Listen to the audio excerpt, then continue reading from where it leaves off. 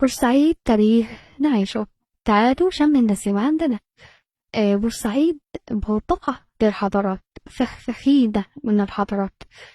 شم النسيم عندنا بيبدأ يوم الأحد في كارنفال، ما كانش بيبقى موجود غير في بورسعيد، هو دلوقتي أقل شوية، المظاهر بتاعته اختلفت شوية. بس هقول لكم أصل الكارنفال إيه. عروسة الأولمبي أو الأولمبية الجامعة بتاعها. هي عروسة من القماش بيبقى فيها إسقاطات سياسية وتاريخية.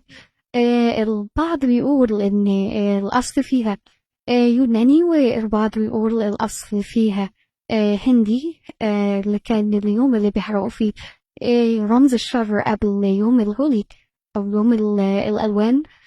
آه، بما إن الهنود عدوا علينا في الحرب العالمية، واليونانيين كانوا ساكنين معانا وكانوا بيمشوا الملاحة اللي في الكنال، فاحنا مش هتفرق معانا الأصل ايه، الأصل ان احنا بنحتفل.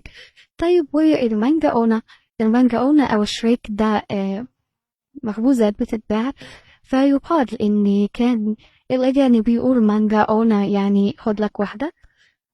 فالبورسعيدية مختلفين في كل حاجة. قبل ما يبدأ فريد يغني له الربيع وسعاد حسني تقول الجو بديع، احنا بنكون شامين النسيم من يوم الحد. خلصنا الكرنفالات وطلعنا على البحر على الفجر كده وجناين، ونروح المغرب بتاع اليوم التاني خالصين مخلصين. كل سنة وانتوا طيبين كده، خلص الكلام، سلام.